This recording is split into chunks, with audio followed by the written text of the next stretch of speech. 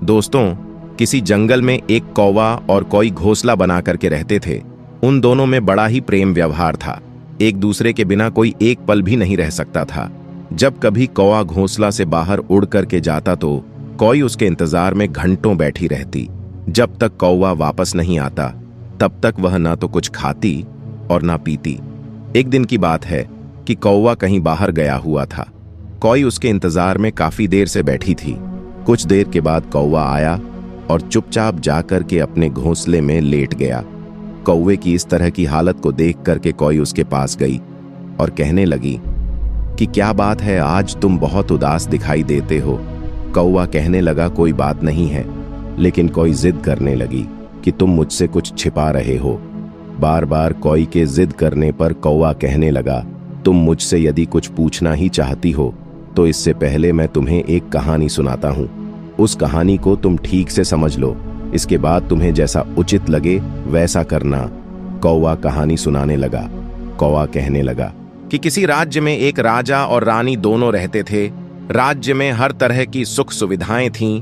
घोड़े, दास, दासियां, अनेक तरह का धन दौलत, उनके पास सब कुछ था। यदि उनके पास कुछ नहीं था तो वह थी संतान। इसी कारण से राजा और रानी दोनों बहुत ही चिंतित रहते थे। उस राजा और रानी ने अनेक तरह के धार्मिक अनुष्ठान किए, मंत्र किया, जप तप किया, अनेक तरह का पूजा पाठ किया, लेकिन कोई फायदा नहीं हुआ। राजा रानी दोनों बुढ़ापे की ओर बढ़ते गए। एक दिन की बात है कि राजा और रानी यह सोच करके बड़ी ही चिंता में व्याकुल होने लगे कि अब राज्य का क्या होगा, हमारे राज्य का कौन वारिस बनेगा। इतना बड़ा राज्य है, इसको कौन संभालेगा, कौन लेगा हमारी प्रजा की जिम्मेदारी। राजा और रानी दिन रात इसी चिंता में डूबने लगे। उनको खाने पीने की भी सुध नहीं रहती थी। एक दिन सुबह की बात है कि राजा के दरबार में एक साधु आता है और दासी दौड़ करके रानी के पास जाती है। रानी दासी से कहती है कि यह मेरा अंतिम दान धर्म है, इसके बाद मैं अपने हाथों से कोई दान नहीं करने वाली। रानी चावल से भरा हुआ एक कटोरा हाथ में लेकर के बाहर आती है और साधु की झोली में बिछा डाल देती है। उसके चेहरे पर छाई हुई व्याकुलता को देखकर कि वह साधु उससे पूछता है कि रानी क्या हुआ, आप इतना दुखी क्यों हैं। रानी साधु को सारी जो भी बात थी वह सब कुछ रोते हुए बताने लगी। साधु को रानी पर दया आ गई।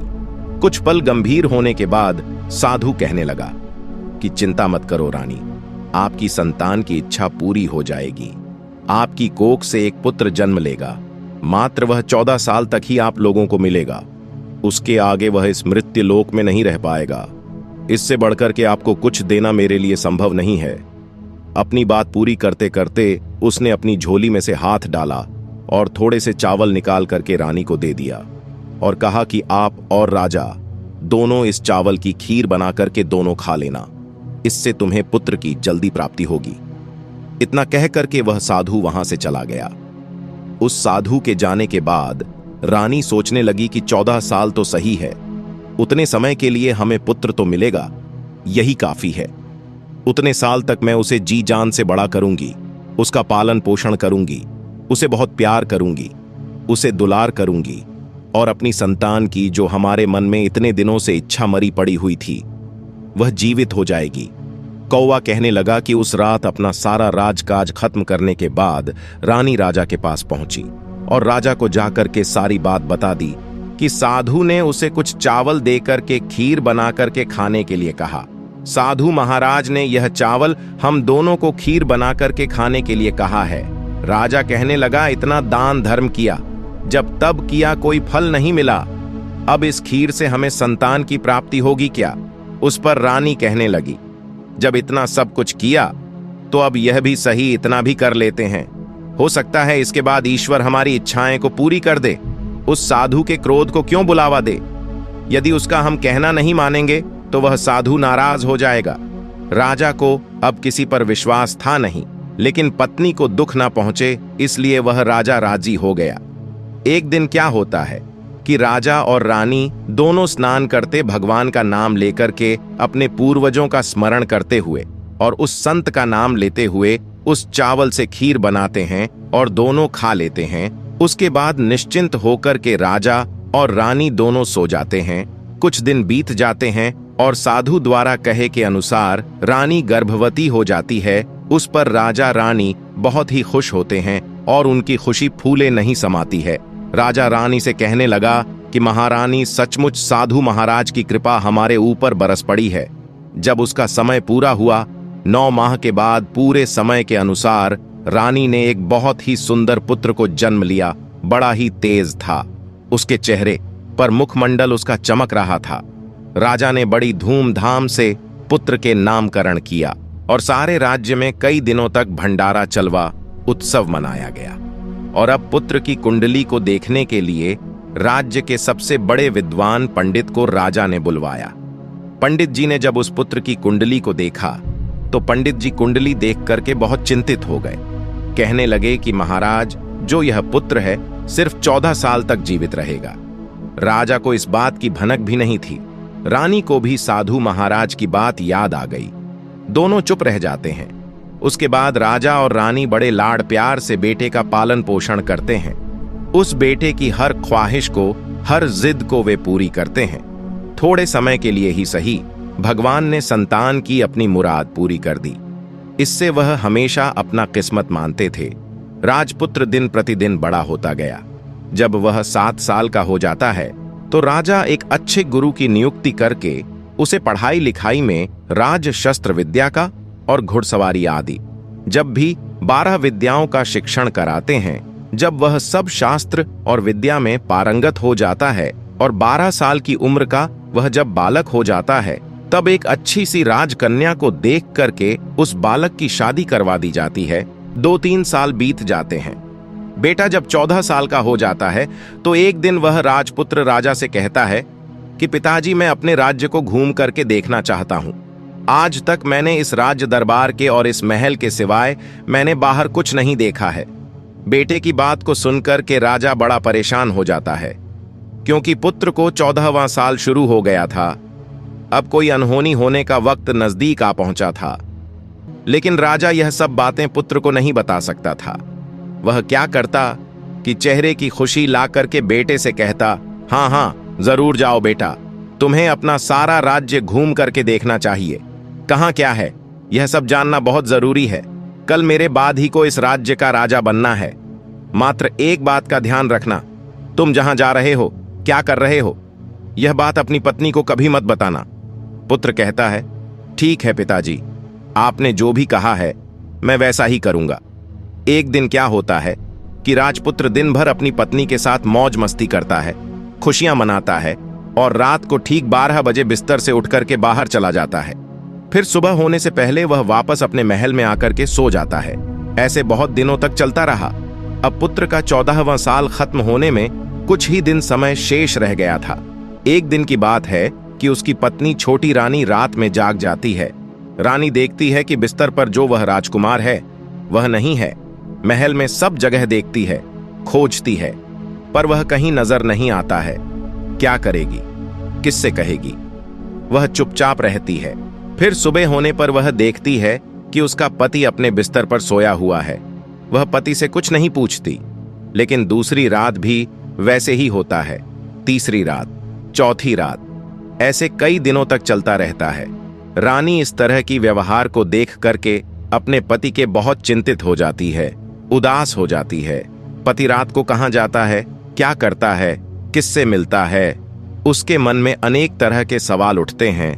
लेकिन उसे पूछने में उससे डर लगता है। शायद पत्नी के पूछने पर पति को गुस्सा आ जाए और वह गुस्से में आकर के कुछ भी कर बैठे। सास ससुर से पूछने के बारे में सोचा तो उसकी कुल मर्यादा के बीच में आ जाती है। सोचने लगती है कि इस बात को अपने सास ससुर से क्यों पूछूं। इसी तरह से मन ही मन में वह कुट्टी रहती है। इस हालत से उसे खाने पीने में किसी प्रकार की कोई दिलचस्पी नहीं रह जाती है। धीरे धीरे वह एकदम से दुबली पतली होकर के कमजोर हो जाती है। उस राज्य में एक दिन की बात है कि एक फूल बेचने वाली बूढ़ी मालिन आ गई। वह हमेशा छोटी रानी को फूल देने के लिए महल में आया करती थी। उस बुढ़िया का ध्यान छोटी रानी पर चला जाता है। वह छोटी रानी से पूछती है कि बेटी क्या बात है, तुम क्यों दुखी हो? इस तरह से मैं देखती हूं कि तुम सोख करके कांटा होती जा रही हो। रानी कहने लगती है कि क्या बताऊं तुम्हें। अम्मा, तुम्हारा जो यह राजपुत्र है वह प्रत्येक रात्रि को बिस्तर से अपने उठ करके कहीं चला जाता है और सुबह होने से पहले ही वापस आकर के अपने बिस्तर पर सो जाता है।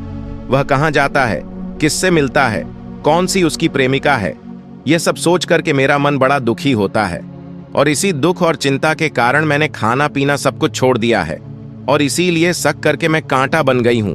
रानी की बात सुनकर के उसे एक उपाय बुढ़िया बताती है।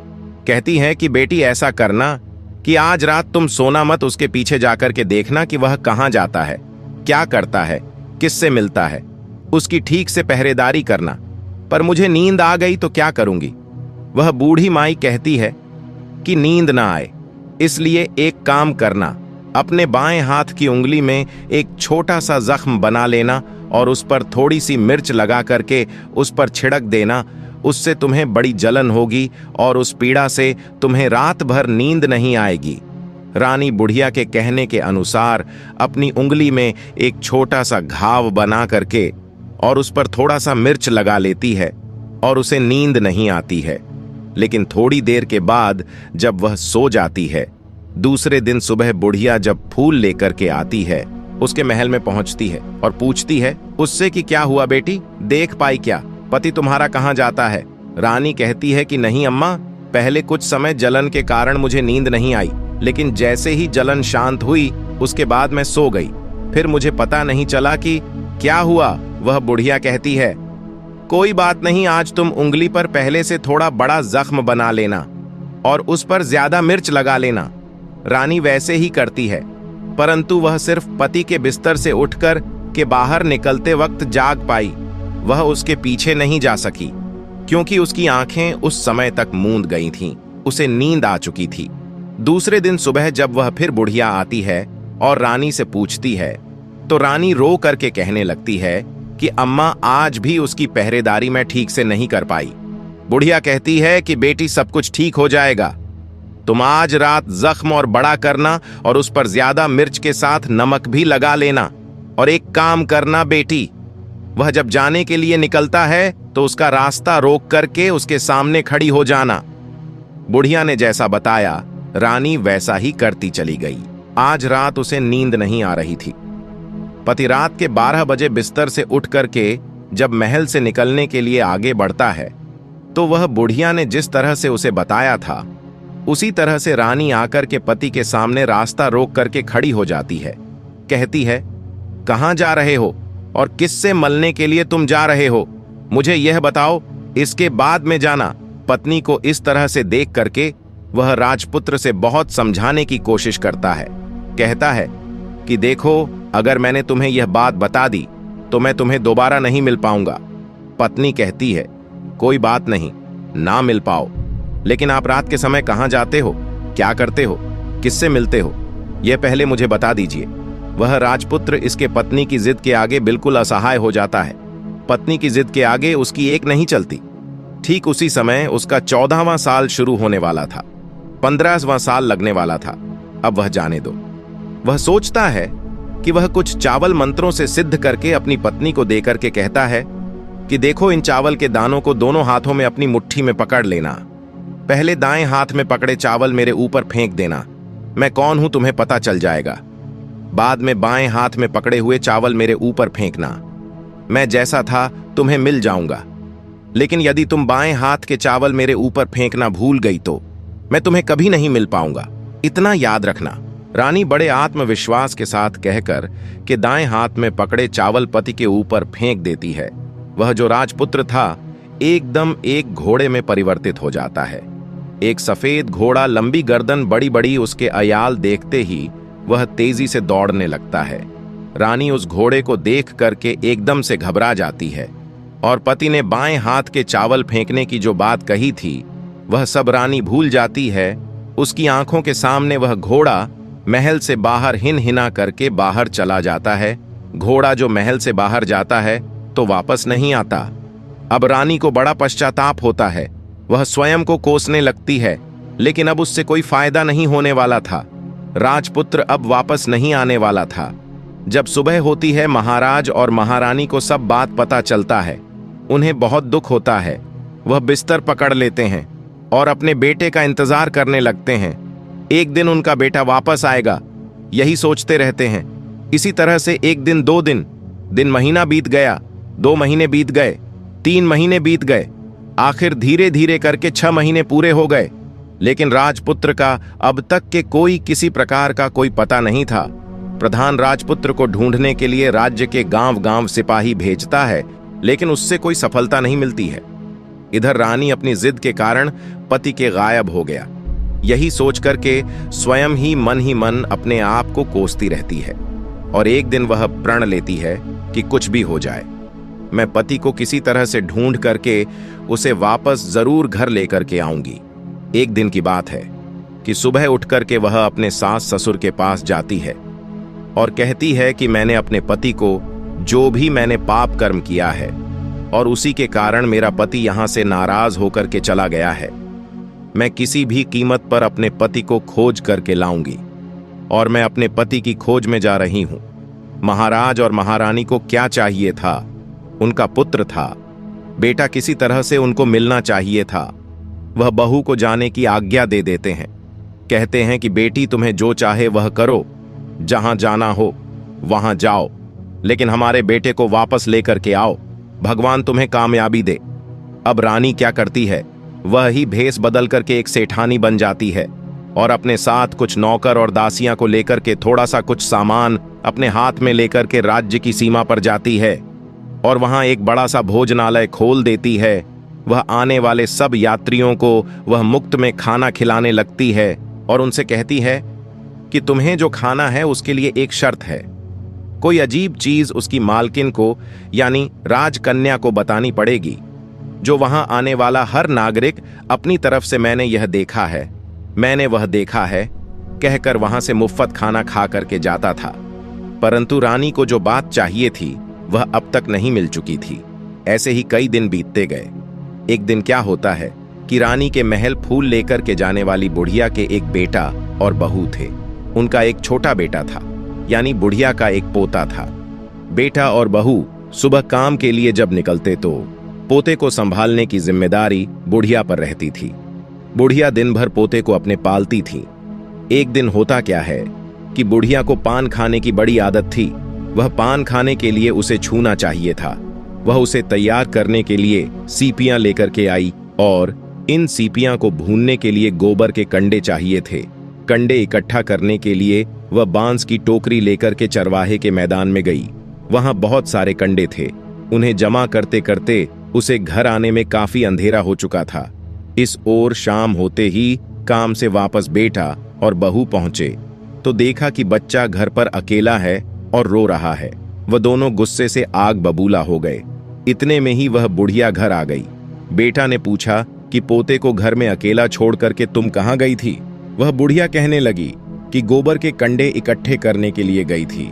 इस पर जो उसका बेटा था वह कहने लगा, दोबारा बच्चे को अकेला छोड़ करके यदि घर में कहीं गई तो मैं तुम्हें बहुत मारूंगा। बुढ़िया कहने लगी कि नहीं बेटा, फिर कभी ऐसा नहीं करूंगी। लेकिन दूसरे ही दिन बुढ़िया यह बात भूल गई और फिर वहीं चरवाहे के मैदान में जाकर के कंडे इकट्ठे करने के लिए वह चली गई। शाम को जब बेटा और बहू अपने काम को आप करके वह वापस आते हैं तो देखते हैं कि आज फिर उनका बच्चा घर में अकेला है और रो रहा है। अब उसके बेटे की जो सहन शक्ति थी वह समाप्त हो गई और बुढ़िया के वापस आने पर वे लोग उसे घर से निकाल देते हैं। बुढ़िया रात भर घर के बाहर अंधेरे में बैठी रही और सुबह होते ही टोकरी लेकर के कंडे इकट्ठा करने के लिए वह निकल गई। उस दिन उस पर कंडे इकट्ठा करने का मानो पागलपन सवार था। वह कंडों को इकट्ठा करते करते कब अंधेरा हो गया, सुबह से शाम हो गई, उसे कुछ पता नहीं चला। जब उसे ध्यान आया तो गांव का जो रास्ता था वह ठीक तरह से उसे दिखाई भी नहीं दे रहा था और वह अंधेरे में अपनी आंखें फाड़ फाड़ करके देखती और किसी तरह से वह आगे चल रही थी। फिर एक दिन क्या होता है कि एक कपिला गाय छन छन की आवाज करते हुए, जिसके गले में एक घंटी थी, वह ठुमक कर उस मैदान पर आ गई और उसे देख करके बुढ़िया सोचने लगी कि इस गाय के पीछे पीछे जाऊंगी तो गांव तक अवश्य पहुंच जाऊंगी। यही सोच करके वह बुढ़िया उसके पीछे पीछे चलने लगी। गाय क्या करती है कि उस मैदान से लेकर के एक एक करके 6 मैदानों को पार करती हुई आखिर में वह 7वें मैदान पर जाकर के पहुंच जाती है। तो वहां क्या होता है कि उस मैदान पर एक बड़ा सा पत्थर, जो गाय ने जाकर के उस पत्थर को अपनी सींग मारा और हटा दिया।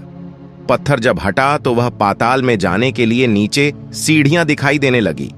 जब वह गाय उन सीढ़ियों से नीचे जाने लगी, तब बुढ़िया यह सब देखती रही और झट से जाकर के उस गाय की पूंछ को पकड़ लिया और पूंछ पकड़कर के वह गाय के साथ साथ नीचे पाताल लोक में पहुंच गई। पाताल में पहुंचते ही तुरंत गाय की पूंछ को उस बुढ़िया ने छोड़ दिया और इधर उधर देखने लगी।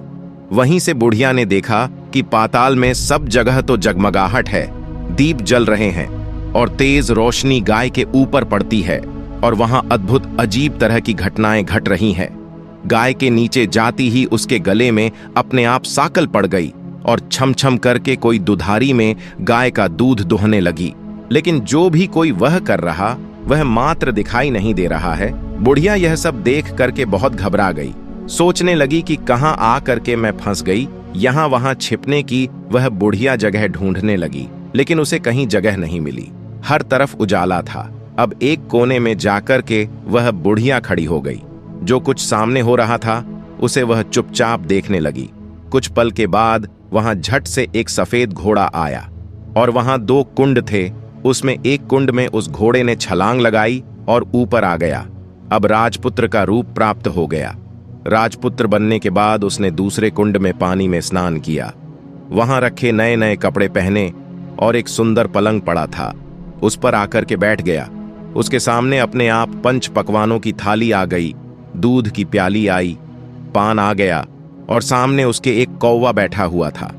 राजपुत्र ने खाना खाया, दूध पिया, पान सुपारी खाई और बिस्तर पर लेट जाने से पहले वह भगवान सूर्य का स्मरण करके सामने उसके रखे कौवे से पूछने लगा कि कौवे कौवे काव अंकर, मेरे माता पिता क्या कर रहे हैं?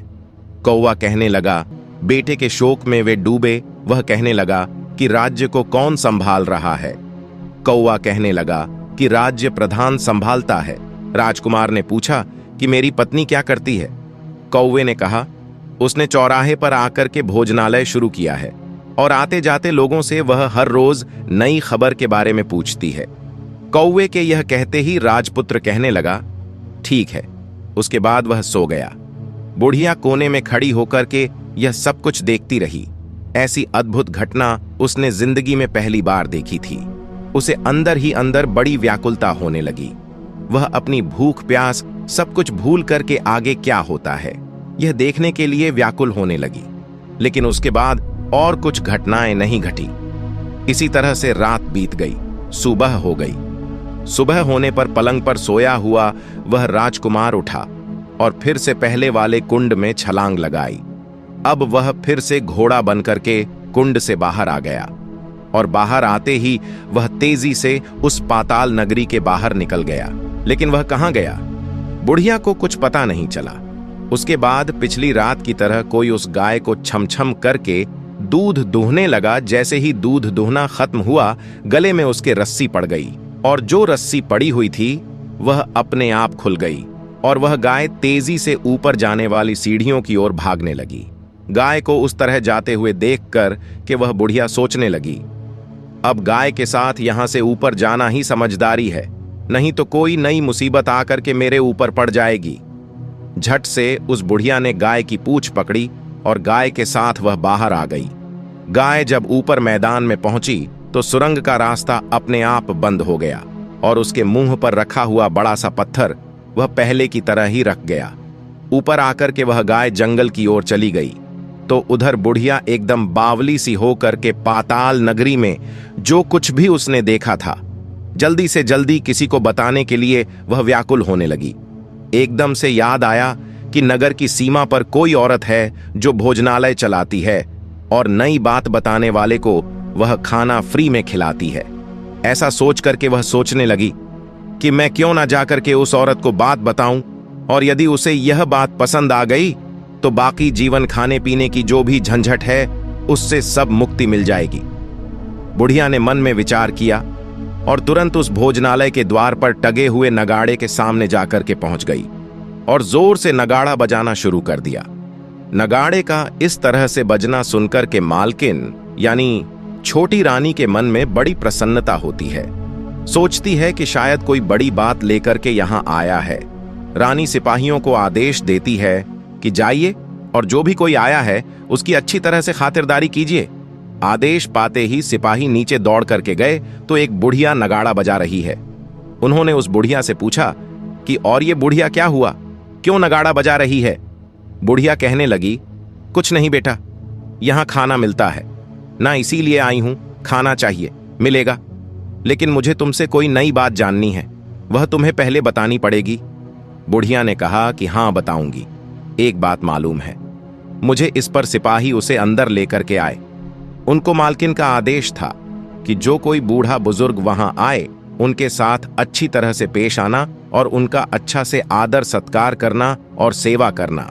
सिपाही ने उस बुढ़िया को भरपूर आदर सत्कार किया और बड़ी सी थाली भर करके अनेक तरह के व्यंजन को परोस दिया।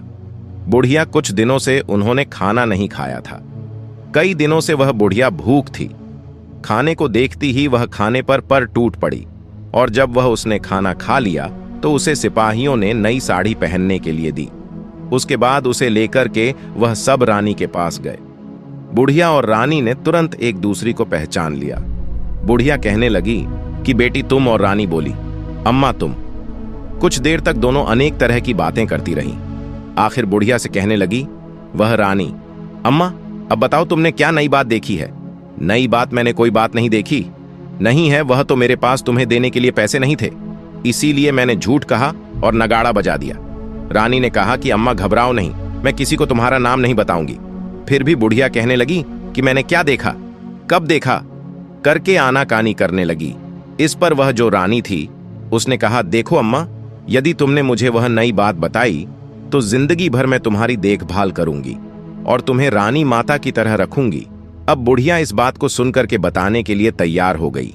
उसने जो कुछ भी उस चारागाह वाले मैदान से लेकर के उस पाताल लोक में जो कुछ भी देखा था वह सब कुछ उसने उस राजकुमारी को बता दिया। वह राजपुत्र उसी का पति है। वह तुरंत बुढ़िया से कहने लगी, अम्मा मुझे उस जगह पर लेकर के चलो। बुढ़िया कहने लगी कि नहीं बेटी, वह पाताल राज्य है, सांप है। यदि किसी ने तुम्हें देख लिया तो तुम्हारी जान खतरे में पड़ सकती है। लेकिन रानी उसकी एक भी नहीं सुनती, उसे उस जगह पर ले जाने के लिए जिद करने लगी। आखिर में बुढ़िया ने रानी का कहना मान लिया और कहने लगी कि ठीक है, मैं तुम्हें वहां लेकर के चलती हूं, पर आज नहीं, कल वहां जाना, शाम को ही जाना होगा। दूसरे दिन दोपहर को रानी बुढ़िया के साथ उसी मैदान पर गई और एक जगह छुप करके गाय के आने का इंतजार करने लगी। जब शाम हुआ, अंधेरा होने लगा। गाय हमेशा की तरह वहां आई। मैदान के उस कोने में जाकर के उसने पत्थर पर सींग मारा और झट से पत्थर हट करके सुरंग जाने का रास्ता खुल गया। गाय उस रास्ते से नीचे उतरने लगी तो बुढ़िया रानी से कहती है कि जल्दी आगे बढ़ो बिटिया, हम गाय की पूंछ पकड़ करके नीचे चलेंगे। वे दोनों, बुढ़िया और रानी, गाय की पूंछ पकड़ करके पाताल लोक में पहुंच जाते हैं और बुढ़िया पहले की तरह कोने में छिप जाती है। कोने में छिपी व नीचे सब कुछ पहले जैसी जो घटनाएं थीं वह घटित हो रही थी। गाय के गले में अपने आप रस्सी पड़ गई। कोई अदृश्य आदमी आकर के उस गाय को धोने लगा। एक सफेद घोड़ा आकर के एक कुंड में छलांग लगाया और राजपुत्र के रूप में वह बाहर आया। राजपुत्र दूसरे कुंड में नहाने के बाद उसने सामने रखी थाली आ गई और दूध की प्याली आ गई, पान सुपारी आ गया। राजपुत्र सब कुछ खाने और पान खाने के बाद सोने के लिए पलंग पर गया और सोने से पहले सूर्यदेव का नाम लेकर के उसने सामने बैठे हुए कौवे से फिर पूछा, कौवे कौवे कंकर, मेरे माता पिता इस समय क्या कर रहे हैं? कौवे ने कुछ जवाब नहीं दिया, बल्कि वह उदास हो गया। राजपुत्र को कुछ एहसास हुआ, वह संदेह हो गया, वह उदास हो गया और जो कुछ हुआ वह हो जाने दो, ऐसा सोच करके सोने के लिए बिस्तर पर लेट गया। अब रानी का संयम छूट गया। वह दौड़ करके पति के पास गई और उसके पैर पकड़ने के लिए आगे बढ़ने लगा। राजपुत्र तुरंत ही पत्नी को पहचान गया। वह झट से पीछे हटा और चिल्लाने लगा, नहीं नहीं, मुझे मत छूना वरना सर्वनाश हो जाएगा। रानी दोनों हाथ जोड़ करके पति से अपनी भूल की माफी मांगने लगी। स्वामी, मुझसे बड़ी भूल हो गई। मुझे आपसे कुछ नहीं पूछना चाहिए था कि रात को कहां जाते हो। मैं अपनी भूल स्वीकार करती हूं। मुझे मेरी भूल की सजा मिल गई है। अब आप घर चलो, आपके वियोग में आपके माता पिता ने बिस्तर पकड़ लिया है, वह सौंप करके कांटा हो गए हैं और आपकी प्रजा बड़ी दुखी है। उस पर राजपुत्र कहने लगा, वहीं तो एक बार तुम गलती कर बैठी हो, अब दोबारा मत करना, नहीं तो तुम्हें जो दिख रहा हूं वह भी नहीं दिखूं। रानी रोने लगी, जोर जोर से जमीन पर सर पटकने लगी। राजपुत्र के मन में रानी के दया आ गई। वह उससे कहने लगा, यदि तुम मुझे पाना चाहती हो तो तुम्हें एक काम करना होगा। काम बड़ा कठिन है और वह काम तुम्हें अकेले ही करना होगा। रानी ने कहा, कहो, कितना भी कठिन काम होगा, मैं उसे पूरा करूंगी।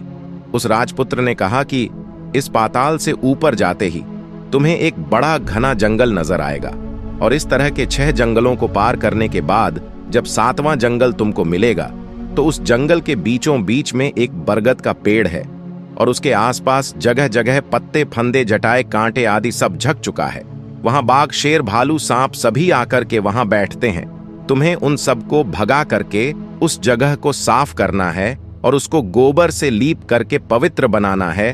वहां पर रंगोली सजा करके उसके जा बाद वहां पर धूप, दीप, अगरबत्ती करके फूल, कुमकुम से पेड़ के तने की पूजा करनी है और दूध दही से बने चावल का भोग चढ़ाना है। यह सब तुम दोपहर को 12 बजे से पहले करना होगा और 12 बजे के समय तुम्हें उस जगह पर बैठ करके सूर्य भगवान का मंत्र का जाप करना है।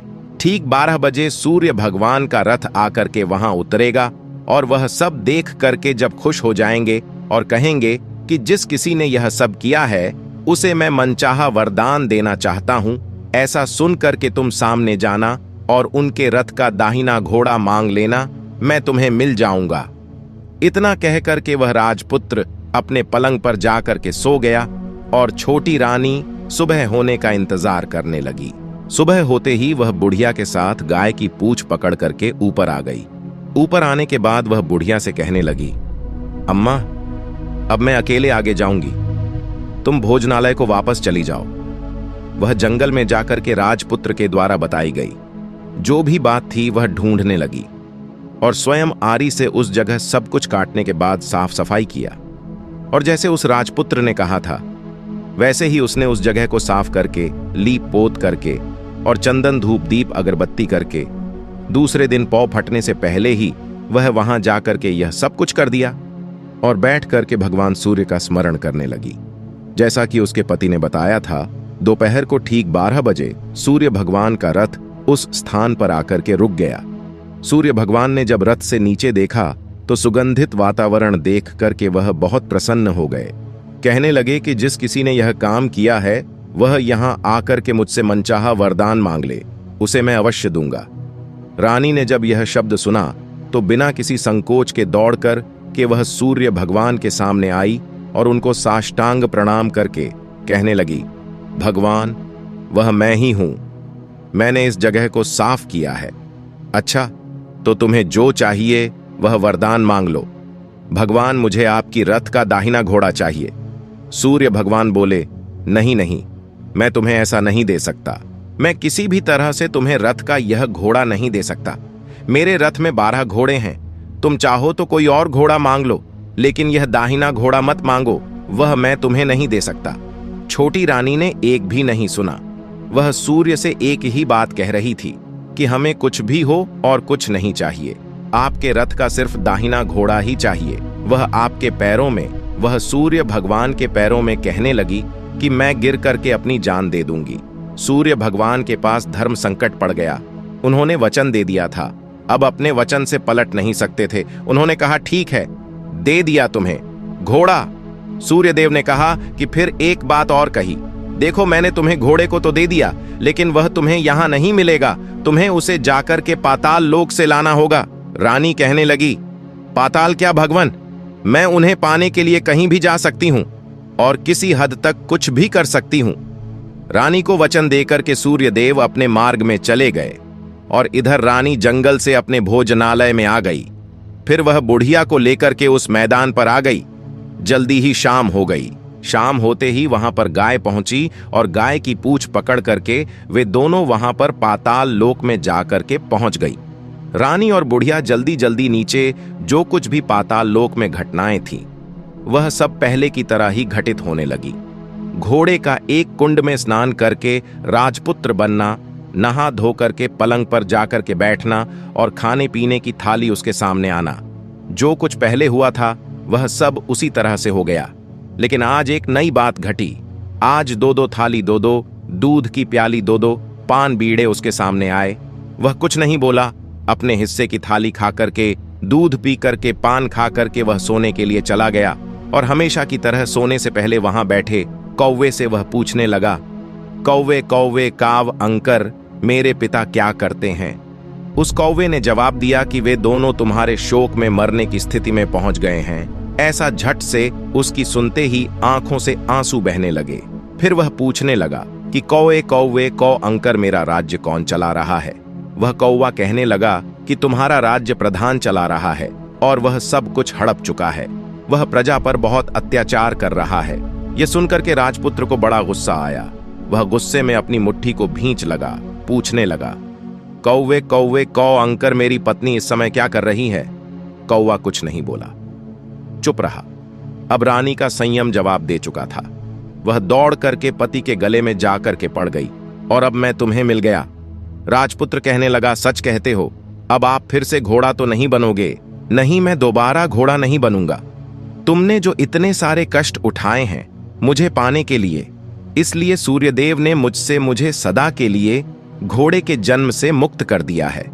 राजपुत्र ने बड़े प्यार से कहा और उसे गले लगाया और उसके आंखों आंसू पोंछे।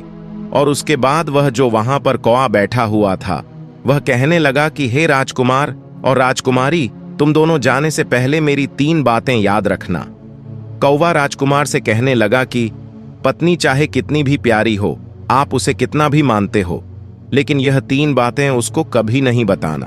पहली बात, जिस बात को बताने से आपके ऊपर और आपके परिवार पर संकट आने वाला हो, उस बात को पत्नी से कभी नहीं बताना चाहिए। दूसरी बात, ऐसी बातें जिनको आप गुप्त रखना चाहते हैं, किसी के साथ शेयर नहीं करना चाहते, वह बातें भी पत्नी को नहीं बताना चाहिए, क्योंकि स्त्रियों के पेट में कोई भी बात नहीं पचती है। इसलिए गुप्त बातों को पत्नी से कभी नहीं बताना चाहिए। जिस बात को बताने से आपकी जान को खतरा हो और आपके माता पिता को कष्ट हो, आपके परिवार पर संकट आ जाए, ऐसी बात को भी स्त्री से कभी नहीं बताना चाहिए। कौवे की बात को सुनकर के वे दोनों ने कहा, ठीक है, मैं जैसी गलती हम लोगों ने पहले की है, अब वह दोबारा गलती मैं नहीं करूंगी। उसके पश्चात उस राजपुत्र ने बड़े प्यार से कहा और उसे गले लगा लिया। अपनी रानी के आंसू पोंछे। कुछ देर के बाद सुबह हो गई। गाय की श्रृंखला टूट करके भूलोक पर जाने लगी। रानी, राजपुत्र और बुढ़िया उसकी पूंछ पकड़ करके ऊपर आ गए। ऊपर आने पर वह सीधे भोजनालय में पहुंचे। वहां का सब सामान लोगों में बांट दिया और ताला लगा करके अपने राज्य को वापस चले गए। अपने राज्य के पुत्र को वापस आते हुए देख करके वह जो उसका तेवर था, वह देख करके जो प्रधान था, वह सब घबरा गया। राजपुत्र ने उसे बंदी बनाकर के कैद खाने में डाल दिया और राज्य की बागडोर को खुद अपने हाथों में ले लिया।